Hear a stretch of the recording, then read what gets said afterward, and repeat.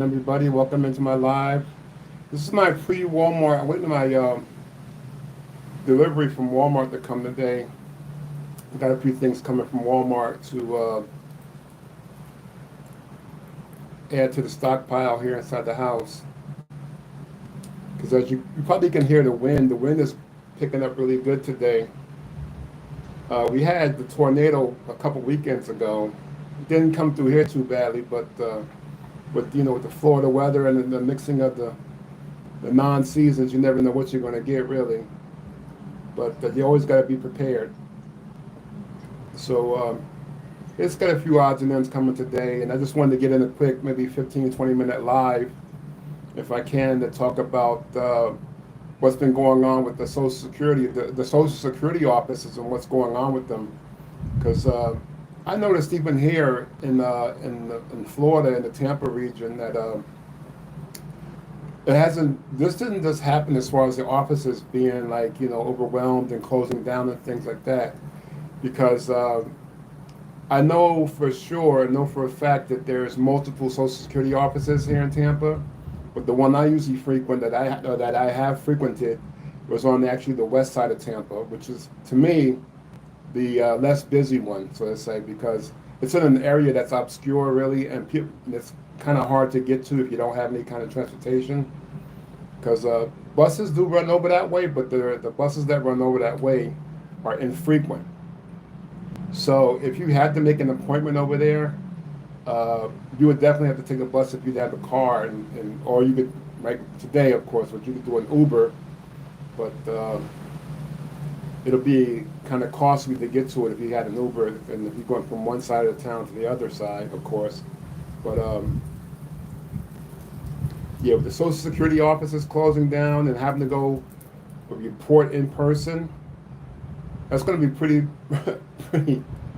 pretty hectic, especially if you hadn't if you don't have an actual SSA account set up online already at SSA.gov. And what a lot of people don't understand, and what they can do ahead of time, even if you're young, you ain't got to be retired or disabled to go on their website.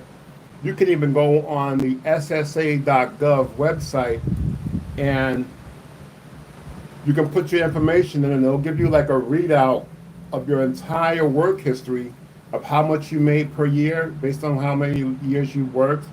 And what it also tells you is there's a section on the website that will tell you, and even in the readout, that you can have them mail it to you, or you can look at it online.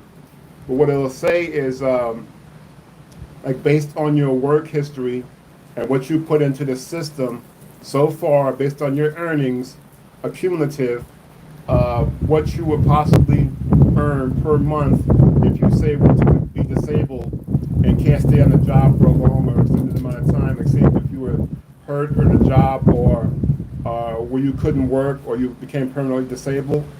It would tell you what your disability pay would be per month. And I think that's a good piece of information to have, especially if you're in a job where you've got some longevity, and you might be able to plan ahead of time. Say if something does happen to you, you might have a general ballpark of what you're going to be earning, not really earning, but what you paid into and what you should be getting as far as an entitlement monthly while you're out sick or hurt from the job or whatever. Now remember, this is separate from any kind of like workers' comp thing or anything you might have going on. Also, if you get hurt in the job or whatever, that's a whole nother ball of wax. But anyway, it's good to find out that information, and also it's good to find out how much you paid into the system during your working history, because you can see whether you have progressed or not, what your pay levels have progressed in. Because remember, this system is tied into the IRS. So since the IRS knows what you made and the Social Security knows what you made, there's really no gray area. The only gray area comes, like say if you work as a 1099 employee or a 1099 contractor or whatever. But it's a good idea to go in there and make out an account before the 31st comes, which is what today is the 20th. You got about 11 days to make up your own account and take a look in there and see what's going on and what they have on. You could go in there and see what your record is, just to go see what that is as far as in black and white, what you'll be getting if something happened to you. You know,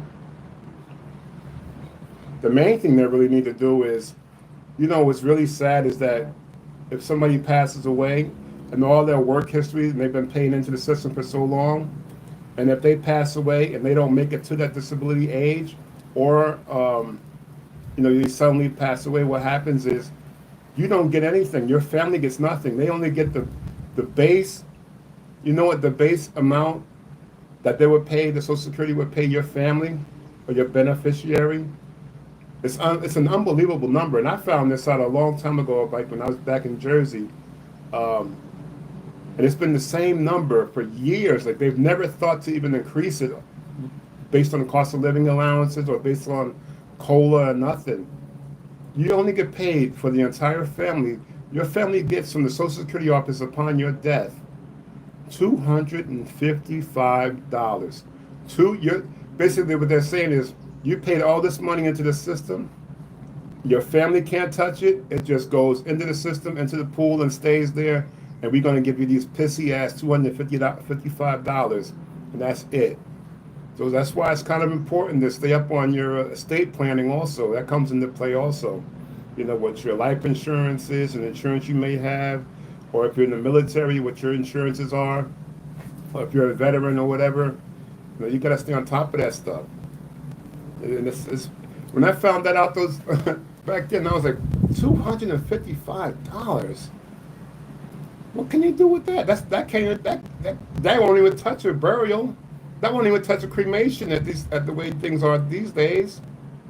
Shit, your basic cremation is like $2,500. That's if you get the urn. If you get the designer urn.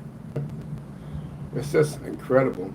Well, anyway, when they have these people go to the satellite offices and they man them to have people go in and verify their existence, I think that might also cut down on the fraud, waste, and abuse. It might play a big part of cutting down on some of that Social Security fraud, and it can only be a good thing, right? Oh, I just wanted to remind you. Listen,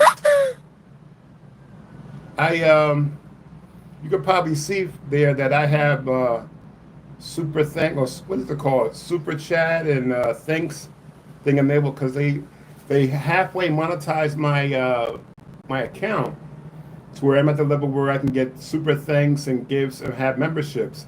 I don't see myself getting into too much of that anyway myself. All that membership crap, enjoying this, enjoying that's not for me.